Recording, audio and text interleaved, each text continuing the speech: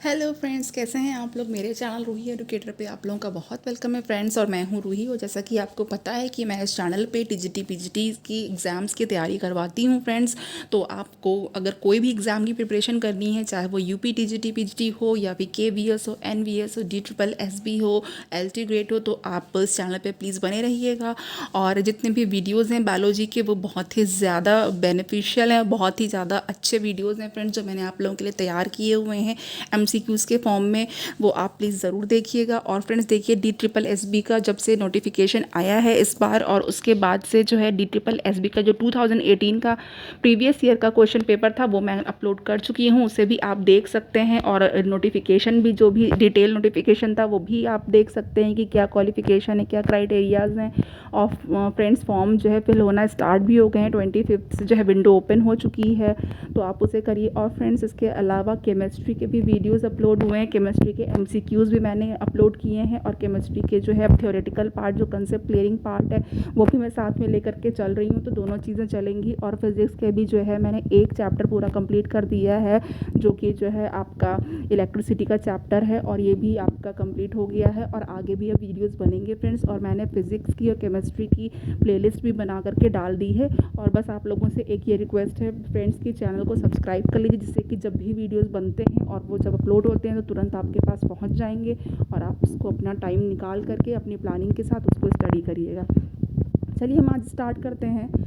जो बायोलॉजी में मैं आपको पढ़ा रही थी फ्रेंड्स, उसके आगे मैं आज देखती हूँ, और ये है हमारे पास न्यूक्लिक एसिड। ओके, तो यहाँ पे न्यूक्लिक एसिड का जो क्वेश्चन है वो देख लेते हैं। ये है हमारा आज ट्रांसक्रिप्शन का पोर्शन, और इसमें जो फर्स्ट क्वेश्चन है वो है transcription of DNA is aided by. तो कहा ये जा रहा है कि जो DNA का ट्रांसक्रिप्शन है वो किससे एडेड होता है, किससे उसको हेल्प मिलती है। ऑप्शन ए है RNA polymerase, B DNA polymerase, और सी है एक्सोन्यूक्लियस, और डी है रिकॉम्बिनेज। तो देखिए फ्रेंड्स, अगर मैं ट्रांसक्रिप्शन की बात करूं तो आपको पता है कि जो DNA होता है, DNA से जो RNA, ओके, जब DNA से जो RNA में जो जेनेटिक इन्फॉर्मेशन का जो ट्रांसफ़र होता है उसको क्या कहते हैं, ट्रांसक्रिप्शन कहते हैं। ओके, तो जो DNA का सेगमेंट होता है वो इसमें पार्टिसिपेट करता है, DNA का जो सेगमेंट होता है वो पार्टिसिपेट करता है और ट्रांसक्रिप्शन में, तो इसको जो है कहते हैं ट्रांसक्रिप्शन यूनिट। तो जो भी सेगमेंट इसमें ट्रांसक्रिप्शन में पार्टिसिपेट करता है उसको हम लोग क्या कहते हैं, ट्रांसक्रिप्शन यूनिट कहते हैं। Transcription unit, friend note down करते रहिएगा, ट्रांसक्रिप्शन यूनिट। तो अब इसके बाद देखिए, ये जो है फ्रेंड्स, इस ट्रांसक्रिप्शन यूनिट में 3 कंपोनेंट्स होते हैं। यहीं पे मैं स्टार्टिंग में ही आपको सब कुछ समझा दे रही हूँ, देख लीजिएगा ध्यान से।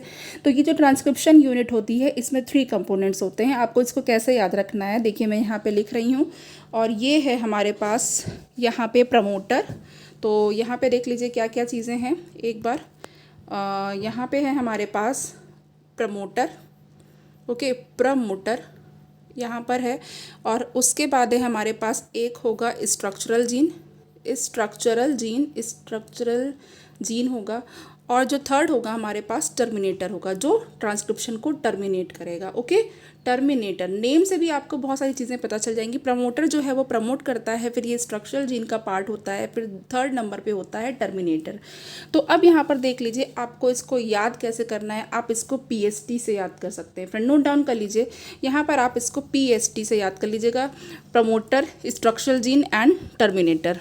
तो यहाँ पे देखिए, जो प्रमोटर होता है वो क्या होता है, जो प्रमोटर होता है फ्रेंड्स वो 5 एंड पे प्रेजेंट होता है, और इसको हम लोग अप स्ट्रीम बोलते हैं। ओके, अप स्ट्रीम बोलते हैं। और ये जो सीक्वेंसेस होते हैं ये 5 एंड पर प्रेजेंट होते हैं। और जो कहाँ पे प्रेजेंट होते हैं, हम लोग किसकी बात कर रहे हैं, हम लोग पूरे ट्रांसक्रिप्शनल यूनिट की बात कर रहे हैं, क्योंकि इसी में हमने बताया है कि जो ट्रांसक्रिप्शनल यूनिट है वो जो है वो प्रमोटर से बनी है, स्ट्रक्चरल जीन से बनी है, और टर्मिनेटर से बनी है। तो अब यहाँ पे देखिए, जो बाइंडिंग साइट्स होती हैं वो किसके लिए, RNA पॉलीमरेज के लिए। ठीक है, जो RNA पॉलीमरेज को बाइंड करने के लिए बाइंडिंग साइट्स होती हैं वो प्रमोटर सीक्वेंस पर होती हैं। ओके, तो और यहाँ पर जो है जो कुछ शॉर्ट सीक्वेंसेस ऐसे होते हैं जो प्रमोटर के अंदर ही होते हैं, उसी में कंजर्व्ड रहते हैं। तो यहाँ पे फ्रेंड्स, अगर मैं एक आपको डायग्राम के थ्रू समझा दूँ तो आप यहाँ पे ऐसे देख लीजिएगा, ये देख लीजिए, यहाँ पे ये एरो इधर है और ये एरो इधर है। यहाँ पे हमारे पास जो है, जो एंड की बात करें तो ये 5 एंड है, उसी के अपोजिट हमारे पास 3 एंड यहाँ पर हो जाएगा। यहाँ पे हमारा, ये पूरी ट्रांसक्रिप्शनल यूनिट में बना रही हूँ, यहाँ पे जो ये है हमारे पास, ये क्या है, प्रमोटर, जिसको हम लोग प्रो से शॉर्ट में लिख दिया है मैंने। देन उसके बाद ये जो है आपका यहाँ पे स्ट्रक्चरल जीन है, यहाँ पे क्या है स्ट्रक्चरल जीन है। और ये जो स्ट्रैंड है फ्रेंड ये टेम्पलेट स्ट्रैंड होता है, एक स्ट्रैंड जो होता है वो टेम्पलेट स्ट्रैंड होता है, और जो दूसरा स्ट्रैंड होता है जिसपे कोडिंग होती है ये कोडिंग स्ट्रैंड होता है। क्या होता है ये कोडिंग स्ट्रैंड होता है। नाउ यहाँ पर ही लास्ट में यहाँ पे क्या लगा होता है टर्मिनेटर लगा होता है, जो कि टर्मिनेट कर देता है ट्रांसक्रिप्शन को, ये होता है टर्मिनेटर।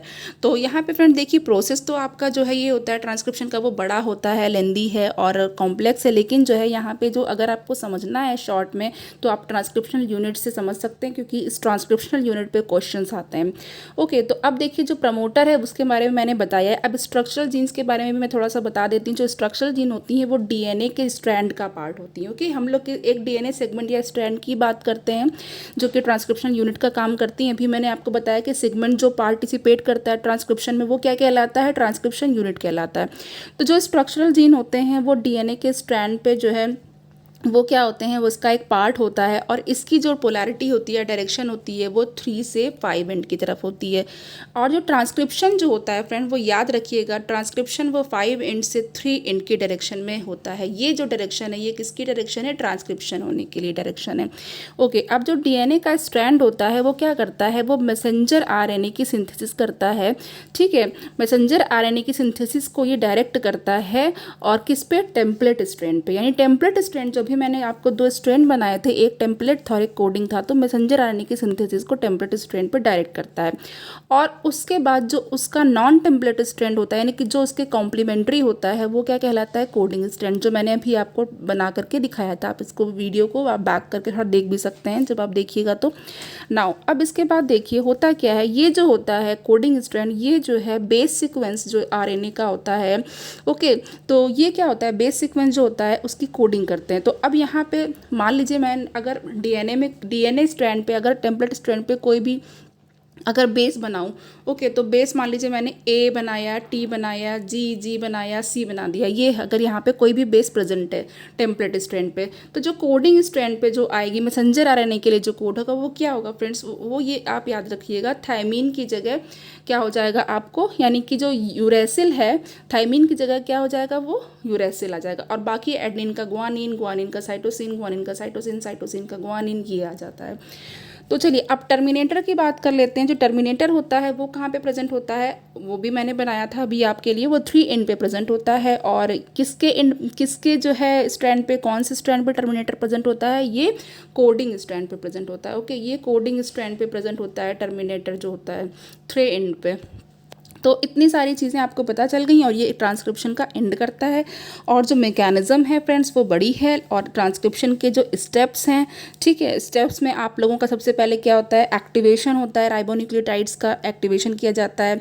उसके बाद फिर जो है सिस्टोन का रोल आता है, देन बेस पेयरिंग होती है, स्ट्रैंड का फॉर्मेशन होता है, सेपरेशन हो जाता है फिर आरएनए का, और उसके बाद मोनोसिस्टोनिक एंड पॉलीसिस्टोनिक ट्रांसक्रिप्शन होते हैं, फिर डुप्लेक्स फॉर्मेशन होता है। ओके, इस तरीके से चीज़ें होती हैं। नाउ चलिए अब यहाँ पे मैं क्वेश्चन का आंसर बता देती हूँ। इतना जो आपको मैंने इतना एक्सप्लेनेशन किया है, देन अब क्वेश्चन का आंसर भी बता देते हैं। यहाँ पे जो हमारे पास आंसर है वो क्या हो जाएगा, वो हमारे पास आरएनए पॉलीमरेज हो जाएगा, यानी कि जो ट्रांसक्रिप्शन है डीएनए का वो आरएनए पॉलीमरेज से एड होता है या हेल्प लेता है। नाउ अब यहाँ पे जो सेकंड है वो देख लेते हैं, दी RNA polymerase holo enzyme transcribes. अब होलो एंजाइम की बात आ गई, आरएनए पॉलीमरेज के बारे में बात कर रहे हैं। तो देख लीजिए ऑप्शन है यहाँ पे A the promoter structural gene and the terminator region. Okay, फिर बी है हमारे पास the promoter and terminator region, C है the structural gene and terminator region, D है द स्ट्रक्चरल जीन ओनली। तो यहाँ पे पहले ऑप्शन बताऊंगी, उसके बाद फिर मैं आगे आपको और एक्सप्लेन कर दूंगी। तो यहाँ पे जो सेकेंड है उसका हमारे पास जो ऑप्शन हो जाएगा वो हो जाएगा ए। सेकेंड का भी ऑप्शन हमारे पास जो है वो ए हो जाएगा। कैसे, जो आरएनए पॉलीमरेज होलो एंजाइम होता है वो किसको ट्रांसक्राइब करता है, वो जो है प्रमोटर होता है, उसमें स्ट्रक्चरल जीन होता है और टर्मिनेटर रीजन होता है, ये भी मैंने आपको बताया था। लेकिन अब मैं यहाँ पे आरएनए पॉलीमरेज के बारे में बता देती हूँ। तो देखिए फ्रेंड्स, जो आरएनए पॉलीमरेज होता है उसका यूकैरियोट्स में क्या फंक्शन होता है आरएनए पॉलीमरेज का, ठीक है, यूकैरियोट्स में फंक्शन में बताने जा रही हूँ। तो यूकैरियोट्स के लिए आप इसको समझ जाइएगा, जो आपका जो आरएनए पॉलीमरेज 1 होता है, आरएनए पॉल 1 में लिख रही हूँ। ओके, ये क्या करता है, ये राइबोसोमल आरएनए की सिंथेसिस करता है, ये आरएनए की सिंथेसिस करता है। उसके बाद जो आपका पॉलीमरेज आरएनए पॉलीमरेज 2 जो होगा, ओके, जो 2 होता है ये क्या करता है, ये HNRNA और SNRNA की सिंथेसिस करता है, HNRNA और SNRNA इन दोनों की सिंथेसिस करता है। ओके, और यहाँ पे जो RNA पॉलीमरेज 3 है, यानी कि RNA पॉल 3, ये जो RNA पॉलीमरेज 3 है ये क्या करता है, ये ट्रांसफ़र RNA जिसको हम लोग tRNA कहते हैं, और ये जो है आपका SNRNA भी करता है। ओके, SNRNA के लिए भी सिंथेसिस करता है, और ये जो है हमारे पास ScRNA होता है उसके लिए भी सिंथेसिस करता है। तो इतने सारे RNAs की ये क्या करता है, सिंथेसिस करता है। यहाँ पे हमारे पास थर्ड वाला क्वेश्चन देख लेते हैं। The process by which DNA of the nucleus passes genetic information to messenger RNA। तो देखिए अभी बताया था कि जो DNA से जो जेनेटिक इन्फॉर्मेशन होती है वो RNA को पास की जाती है, ये प्रोसेस कहलाता है ट्रांसक्रिप्शन। तो यहाँ पे ऑप्शन देख लेते हैं। ऑप्शन है हमारे पास यहाँ पे A translocation, B transcription, C है ट्रांसलेशन एंड D है ट्रांसपोर्टेशन। तो यहाँ पे फ्रेंड्स आपको समझ में आ गया होगा जो 3 है उसका कौन सा ऑप्शन करेक्ट हो जाएगा। उसका हमारे पास जो 3 है अभी अभी मैंने बताया है उसके लिए कौन सा करेक्ट हो रहा है, B करेक्ट हो जाएगा। ओके, ट्रांसक्रिप्शन करेक्ट हो जाएगा। चलिए नेक्स्ट क्वेश्चन की तरफ बात कर लेते हैं। नेक्स्ट क्वेश्चन की तरफ जो है ये हु डिस्कवर्ड रिवर्स ट्रांसक्रिप्शन। अब यहाँ पे देखिए रिवर्स ट्रांसक्रिप्शन की बात आ रही है कि रिवर्स ट्रांसक्रिप्शन किसने डिस्कवर किया था। ए है वॉटसन एंड क्रिक, बी है Beadle and Tatum and C है Temin and Baltimore and D है खुराना। तो देखिए फ्रेंड्स यहाँ पर होता क्या है, यहाँ पर जो है जो आपका रिवर्स ट्रांसक्रिप्शन होता है उसमें मैं बता देती हूँ। देखिए ये जो है आपका रिवर्स ट्रांसक्रिप्शन, इसमें जो है आपको यहाँ पे देखना पड़ेगा जो डीएनए होता है। फ्रेंड देख लीजिए जो डीएनए होता है, डीएनए से क्या बनता है, आरएनए बनता है। ओके, आरएनए बनता है, ये आपको पता ही। और ये क्या कहलाता है, ट्रांसक्रिप्शन कहलाता है। और आरएनए से फिर प्रोटीन बनती है, तो यहाँ पे आरएनए से जो प्रोटीन बनती है उसको क्या कहते हैं, ट्रांसलेशन कहते हैं। तो देन यहाँ पे हम लोग एरो ऐसे लगा रहे हैं, इस एरो को हम ऐसे भी लगा सकते हैं। ओके, होता क्या है, अब यहाँ पे आरएनए से भी डीएनए बन सकता है।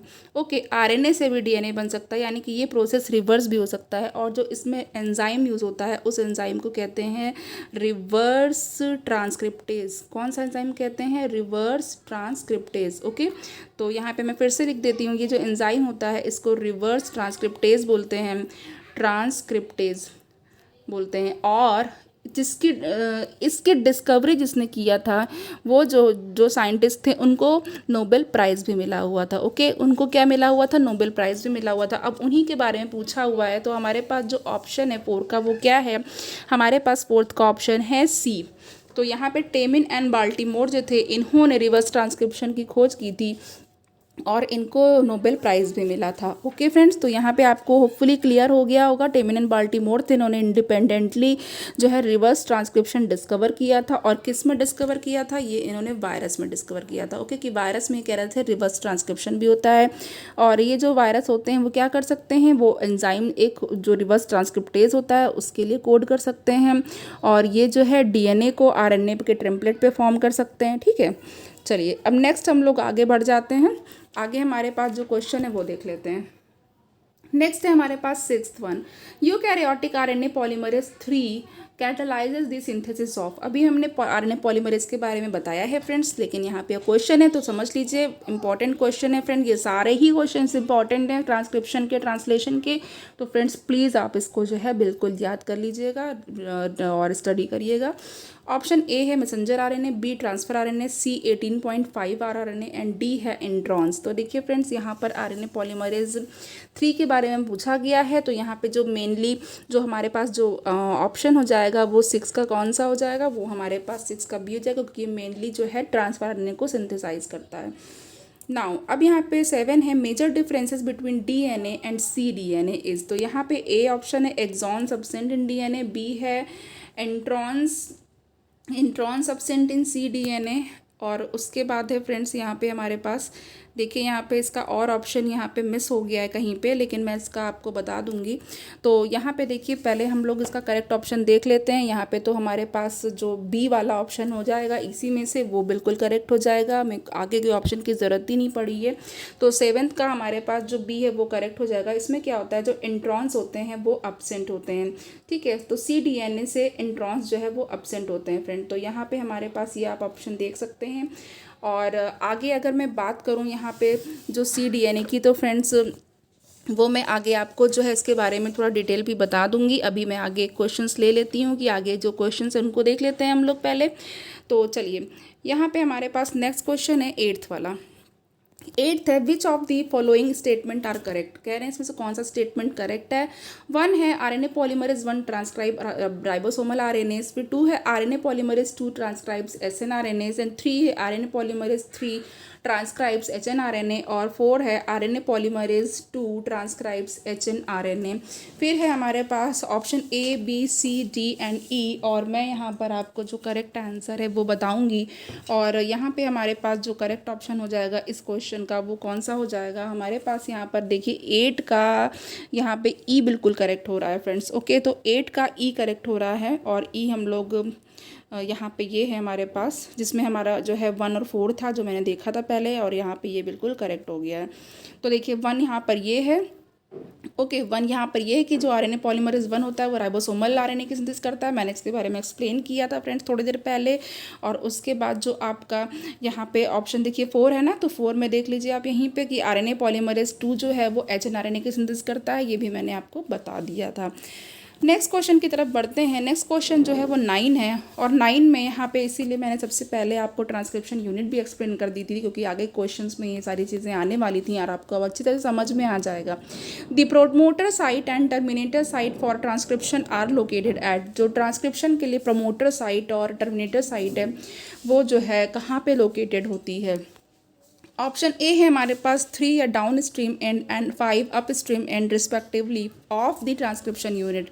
बी है 5 upstream end 3 downstream end respectively of the transcription unit. फिर सी है 5 अप स्ट्रीम एंड डी है 3 एंड डाउन स्ट्रीम एंड।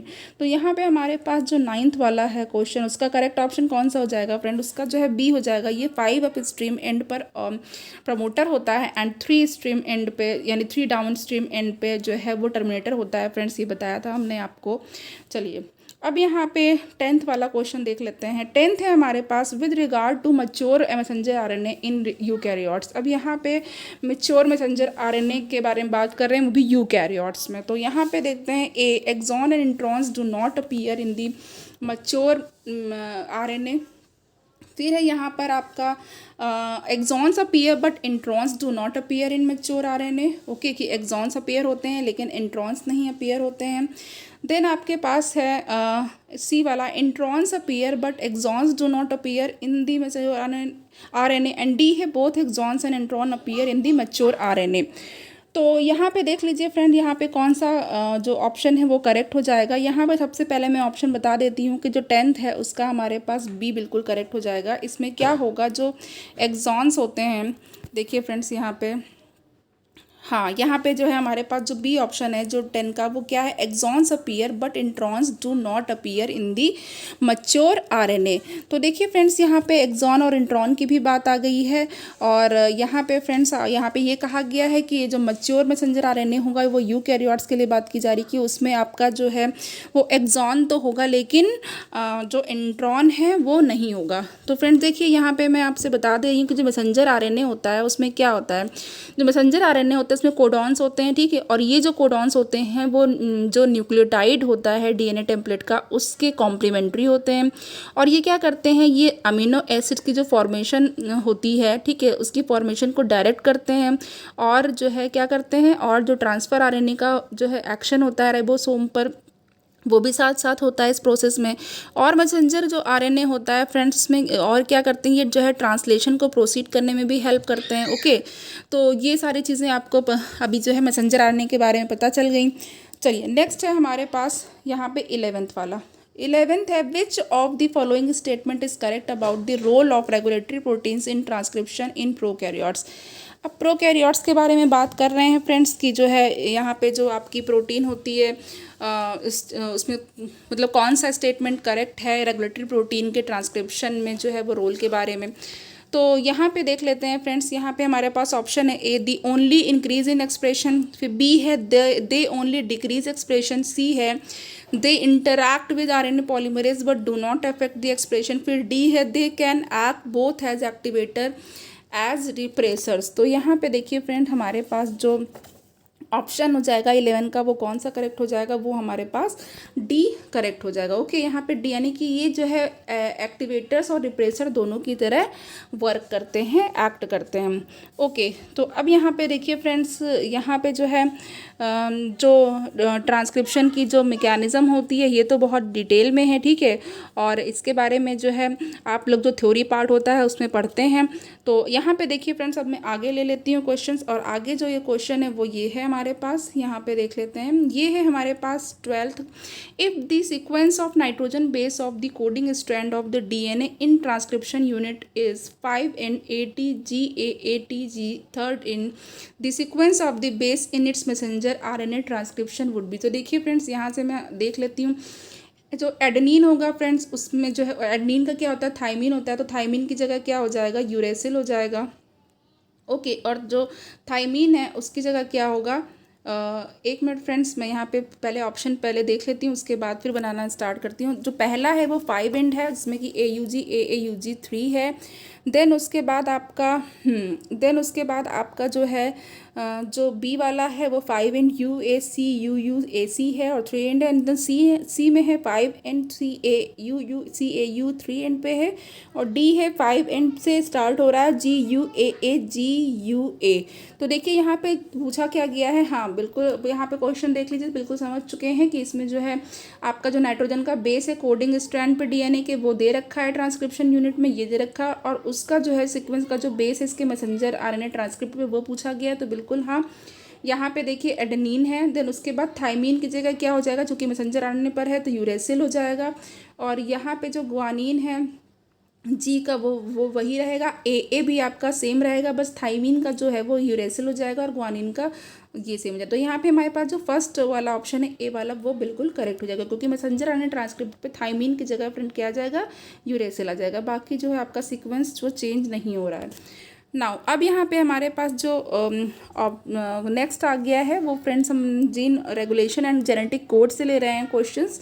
तो चलिए नेक्स्ट क्वेश्चन हम लोग देख लेते हैं। पार्ट 1 है हमारे पास, the assumption that genetic code is a triplet was suggested by. बहुत अच्छा क्वेश्चन है। ए है गैमो, बी है डिडल एंड टॉटम, सी है ब्रेनर्स एंड डी है निरनबर्ग एंड मेथाई। तो देखिए फ्रेंड्स, यहाँ पे जो है हमारे पास ट्रिपलेट कोड के बारे में वो आप जानते हैं, और यहाँ पे हमारे पास जो ऑप्शन 1 है वो बिल्कुल करेक्ट है, गैमो, ठीक है।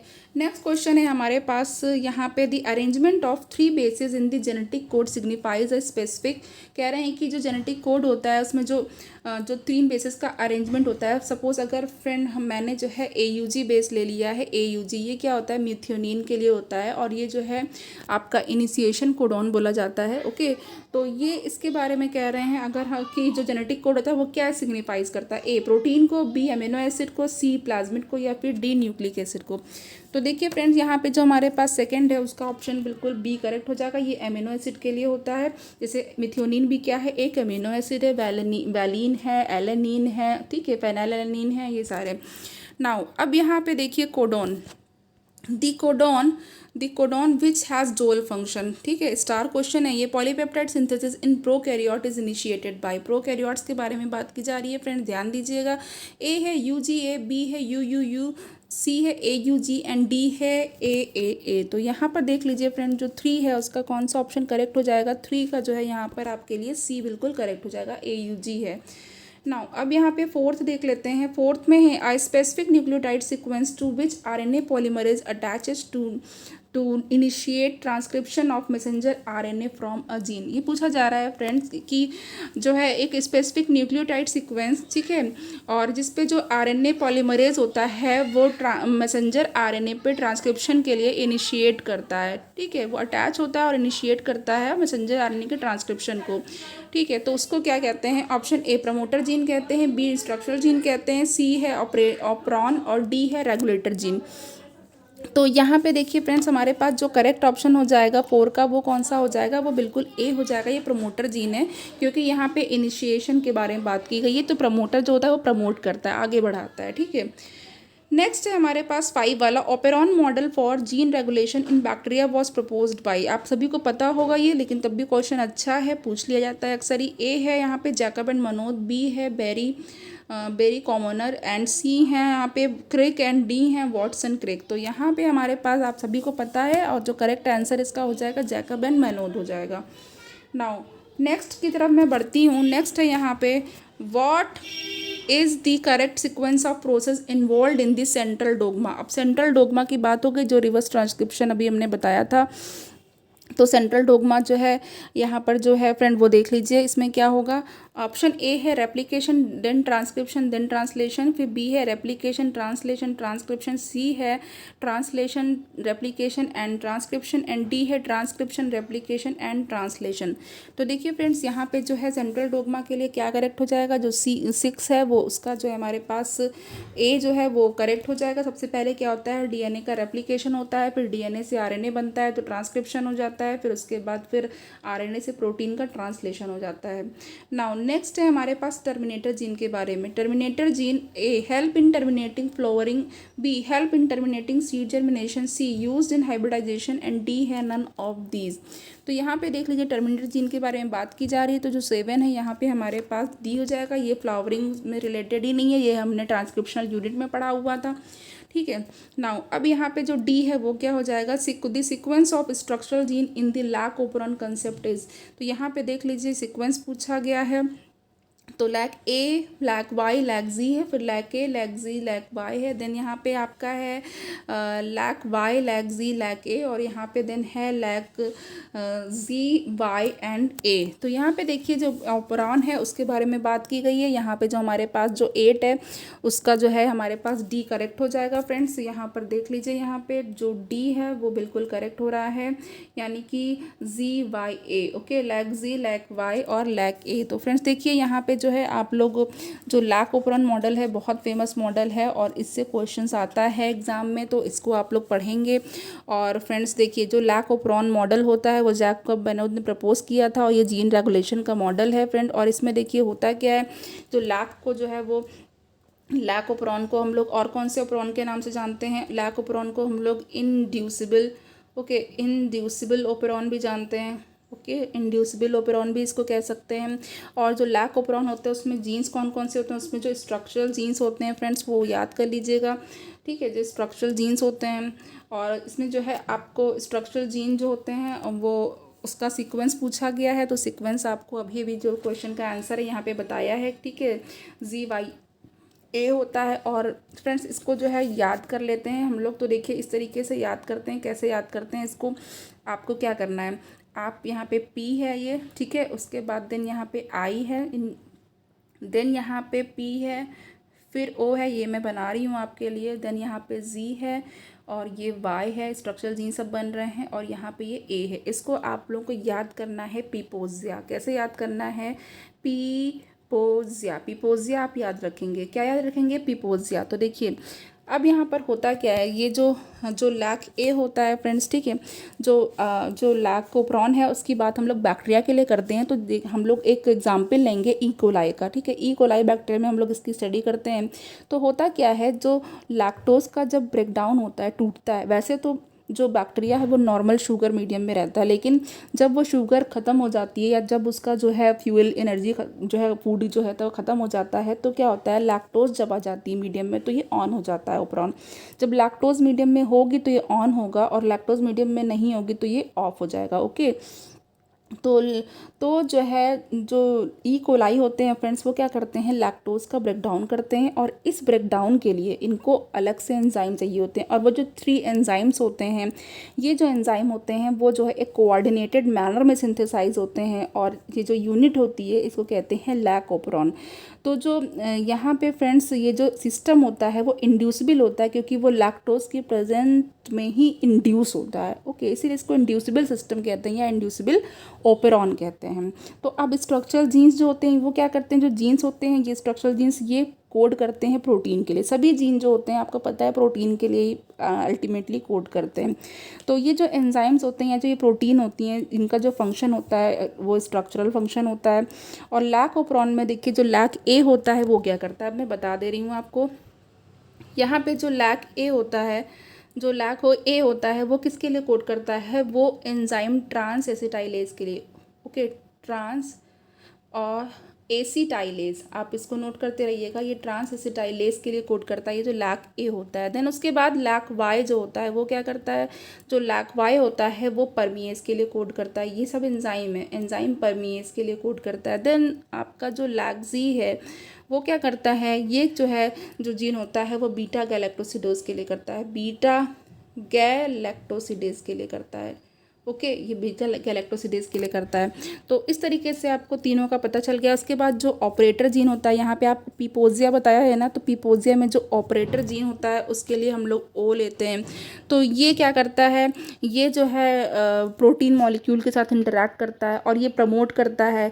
और जो है ये क्या करता है, ये या तो प्रमोट करता है, इंड्यूस करता है, और क्या करता है ये ट्रांसक्रिप्शन, जो स्ट्रक्चरल जीन के ट्रांसक्रिप्शन होते हैं उनको प्रिवेंट करता है कि ट्रांसक्रिप्शन ना हो। ओके, अब उसके बाद जो प्रमोटर जीन जिसको हम लोग पी कह रहे हैं पिपोजिया में, तो वो क्या करते हैं, वो उस पॉइंट को रिकॉग्नाइज कर लेते हैं जहाँ पे आरएनए पॉलीमरेज एसोसिएट होता है। ओके, तो ये जो पी होता है वो क्या करता है, ये जहाँ पे आरएनए पॉलीमरेज एंजाइम एसोसिएट होता है उसको रिकॉग्नाइज कर लेता है। देन उसके बाद लैगजी है, ये क्या सॉरी इसके बाद रेगुलेटर जीन है, ये क्या करता है, ये जो है इसको इनहिबिटरी जीन भी कहते हैं और ये रिप्रेसर प्रोटीन के लिए कोड्स करते हैं। ओके, तो चलिए इसके बाद हम लोग देखते हैं आगे क्या होता है। आगे जो 9th वाला है उसको देख लेते हैं। ये है 2 और more codon coding for 1 amino acid. Option A non ambiguous, B degeneracy of codon, C non overlapping of codon and D nonsense codon. तो अब इसको क्या कहा जाता है, तो यहाँ पे हमारे पास जो 9th है उसका जो करेक्ट ऑप्शन है वो कौन सा हो जाएगा, वो हमारे पास बी हो जाएगा, डीजेनरेसी ऑफ कोडॉन। 10 है a triplet codon means a sequence of 3 nitrogen base on messenger RNA, B a sequence of 3 nitrogenous base in transfer RNA, and C है a sequence of 3 bases in ribosomal RNA, and जो D है the presence of 3 bases in messenger RNA.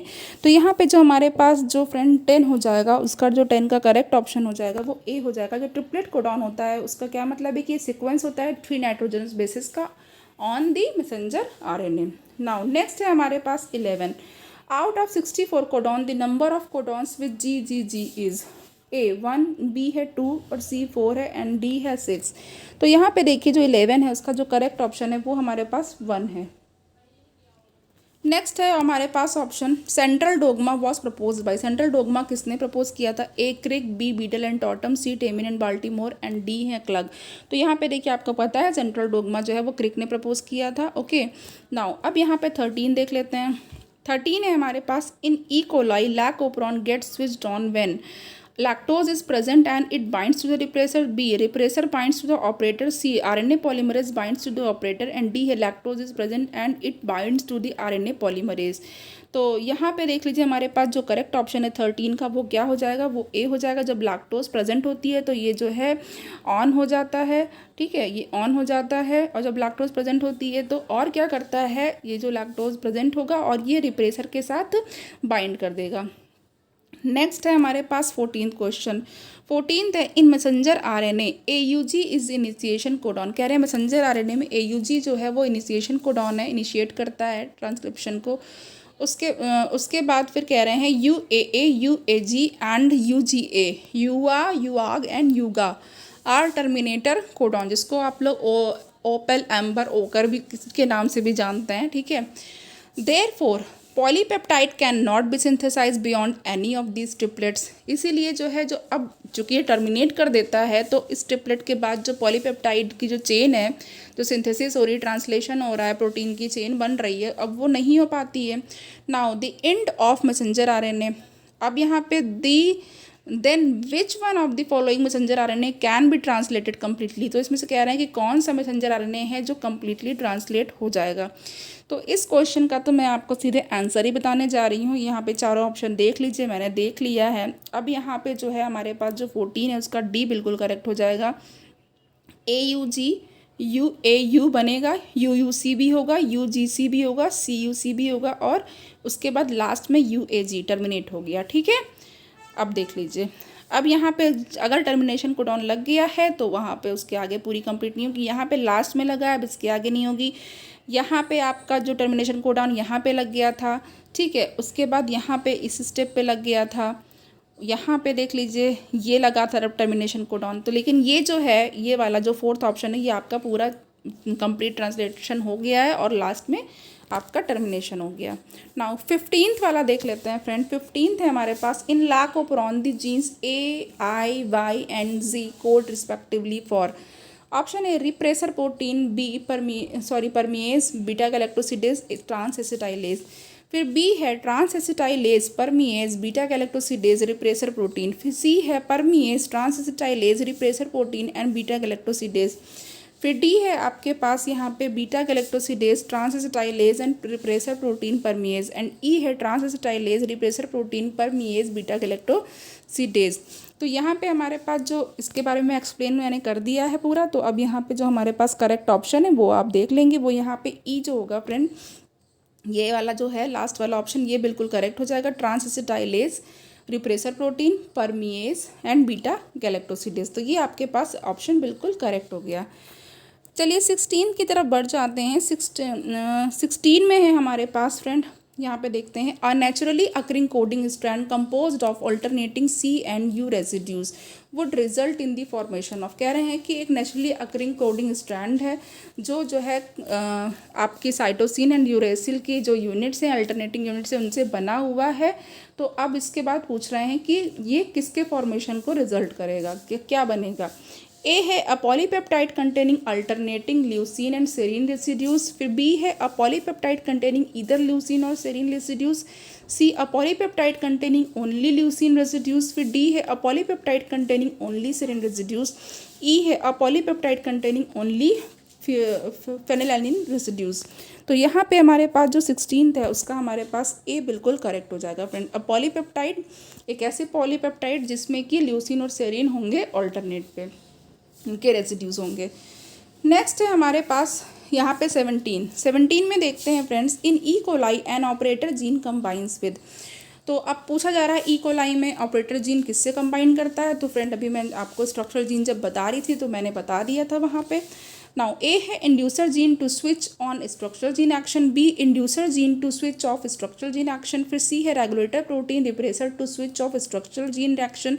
D है regulator protein on gene action. तो 17 यहाँ पे हम लोग कर लेते हैं फ्रेंड, और 17 का यहाँ पे जो सी है, जो यहाँ पे देखिए वो बिल्कुल करेक्ट हो रहा है। क्या है, ये रेगुलेटर जीन के साथ कंबाइन करता है, यानी कि जो रेगुलेटर प्रोटीन जिसको हम लोग रिप्रेसर भी कहते हैं, किस लिए कंबाइन कर देता है, ताकि वो स्विच ऑफ कर दें स्ट्रक्चरल जीन के एक्शन को और आगे कोई एक्शन ना हो। ओके, नेक्स्ट यहाँ पे 18 की तरफ देख लेते हैं। 18 है हमारे पास, in a given DNA segment ATG ACC AGG ACC CCA ACA, तो the first base gets mutated. कह रहे हैं जो पहला बेस है वो म्यूटेट हो गया है। The effect of this on coding by this DNA segment will result in. अब पूछ रहे हैं कि जब इसकी कोडिंग होगी तो ये जो डीएनए सेगमेंट होगा उस पर क्या रिजल्ट आएगा। ऑप्शन ए है the complete change in type as well as sequence of amino acid. B है change in first amino acid only. And C है no change in the sequence. D है 1 amino acids less in the protein. E है no coding. तो अब यहाँ पे देखिए friend, जो 19 है उसका कौन सा ऑप्शन करेक्ट हो रहा है। सारे ऑप्शंस आपके सामने हैं, देखिए और बताइए। देखिए यहाँ पे हमारे पास बी जो है, यानी कि change in first amino acid only, वो करेक्ट हो जाएगा। नेक्स्ट है हमारे पास 19, which of the following amino acid has hydroxyl methyl group as its R group. कह रहे हैं कि इसमें से ऐसा कौन सा अमीनो एसिड है जिसमें हाइड्रोक्सिल मेथिल ग्रुप होगा आर ग्रुप में। तो ए है serine, B proline, C alanine and D है आर्जिनिन। जब आपको ये अमीनो एसिड्स के स्ट्रक्चर पता होंगे थोड़े बहुत तो आप ये समझ जाएंगे। तो 19 में हमारे पास क्या है, ए।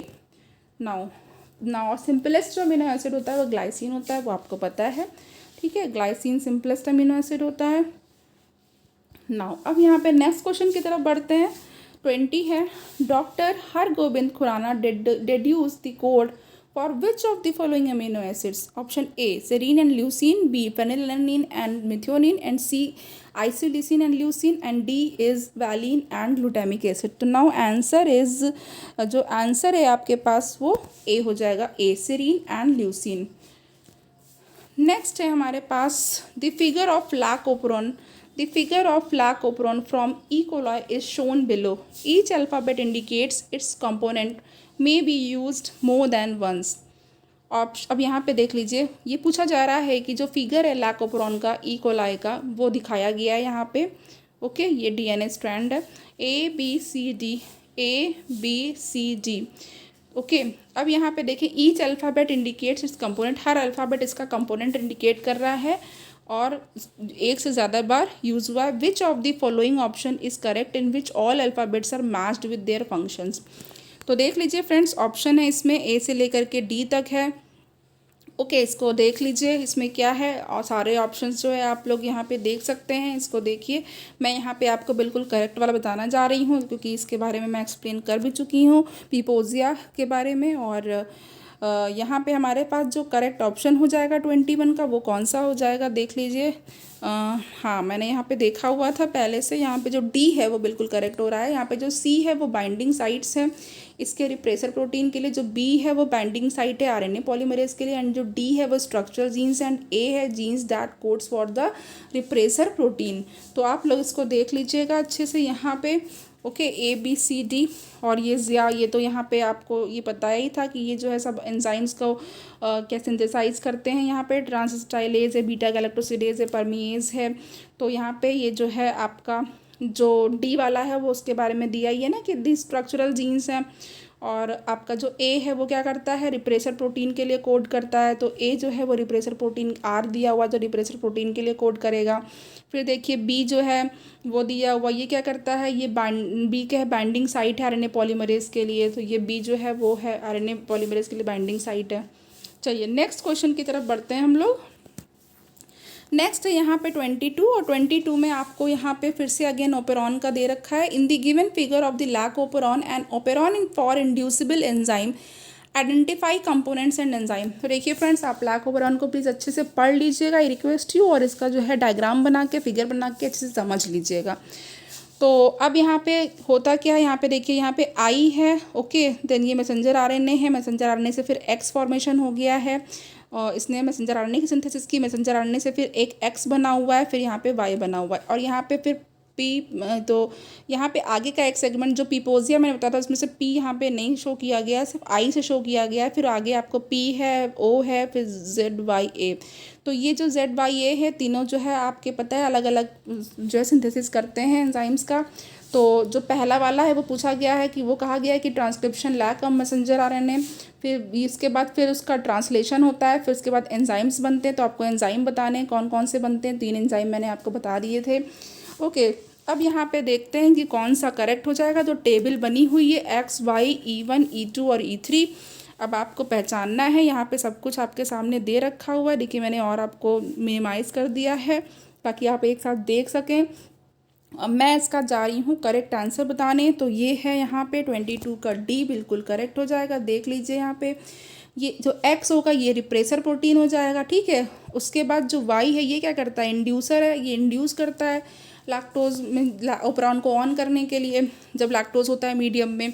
देन उसके बाद मैंने आपसे बताया था पिपोजिया वाला, तो जो जी होता है वो बिल्कुल सीक्वेंस में याद रखना है आपको, बीटा गैलेक्टोसिडेज, फिर जो E2 है यहाँ पे ये परमीएज के लिए हो जाएगा। देन लास्ट में E3 जो होगा वो एसिटाइलेज ट्रांसएसिटाइलेज के लिए हो जाएगा। ओके, ये एंजाइम्स हैं इसलिए E1 E2 E3 से डिनोट कर दिया गया है।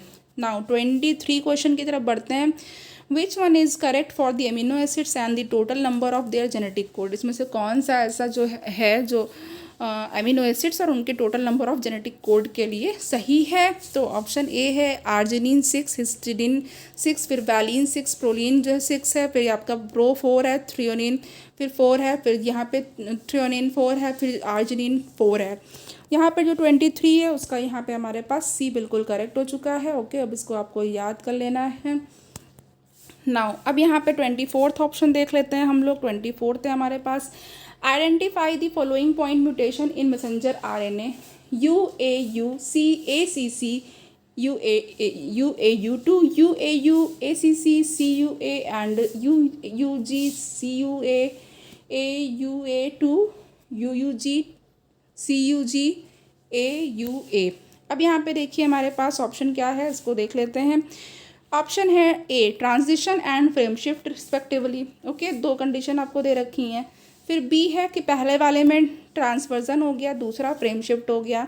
सी है फ्रेम शिफ्ट एंड फिर ट्रांसवर्जन है। फिर डी है फ्रेम शिफ्ट एंड ट्रांजिशन। तो फ्रेंड्स देखिए, म्यूटेशन के लिए आपको मेरा इसके पहले का लेक्चर देखना पड़ेगा और उसको आप लोग देख लीजिएगा, बहुत अच्छा है। यहाँ पे भी जो चीज़ें हैं वो इतनी सारी चीज़ें क्लियर की हैं आपके लिए। अब यहाँ पे देखिए 24 जो है उसमें हमारे पास डी हो जाएगा। जो फर्स्ट वाला है उसमें फ्रेम शिफ्ट हो रहा है और दूसरा क्या है, ट्रांजिशन हो रहा है। ओके, तो ये यहाँ पे आपको ये पूरे जब आप देखेंगे तो यहाँ पे देखिए UAU ACC एंड UAU है, तो UAU है, देन AAC है, देन उसके बाद आपका CUA है। तो इसमें आपका पूरा फ्रेम शिफ्ट हो रहा है। ठीक है, फ्रेम शिफ्ट म्यूटेशन का एग्जाम्पल है। अब दूसरा वाला जो ट्रांजिशन है इसमें देखिए, इसमें जो है फिर UUG है, CUA है, AUA है। तो अब देखिए पहला वाला UUG तो वही है, देन CUG। ओके, यहाँ पे एडेनिन की जगह क्या हो गया फ्रेंड्स, सिर्फ एक न्यूक्लियोटाइड बेस का चेंज हो गया है और वो क्या हो गया है, ग्वानिन आ गया है यहाँ पे इस कंडीशन में, और बाकी AUA सेम है। तो यहाँ पे इसीलिए कह रहे हैं कि ये ट्रांजिशन हो गया है। नाउ अब यहाँ पे फ्रेंड्स देखिए, आज का जो लेक्चर वो एंड हो गया है। फ्रेंड्स मैं आपसे रिक्वेस्ट कर रही हूँ कि लेक्चर को आप जो है देखिए और इसको जो है समझिए और इससे बेनिफिट लीजिए, और प्लीज़ चैनल को सब्सक्राइब कर लीजिए। जितने लोग नए हैं वो चैनल पे जुड़ जाइए और उससे मोटिवेशन मिलेगा, मुझे भी अच्छा फील होगा कि इतने लोग मेरे चैनल पे हैं और पसंद कर रहे हैं, क्योंकि मैं आप लोगों के लिए बहुत मेहनत कर रही हूँ फ्रेंड्स, और सब कुछ टोटल आपके लिए फ्री में है। और परेशान मत होइए, कहीं मत जाइए। TGT नेचुरल साइंस के सारे लेक्चर्स के लिए और जो भी आपका TGT PGT बायोलॉजी है आगे फ्यूचर में या किसी भी एग्ज़ाम में आपको बायोलॉजी और साइंस पढ़नी है तो आप इस चैनल से जुड़ सकते हैं और अपने फ्रेंड्स को भी लेकर के आइए फ्रेंड्स। और थैंक यू सो मच, अपना बहुत ख्याल रखिए।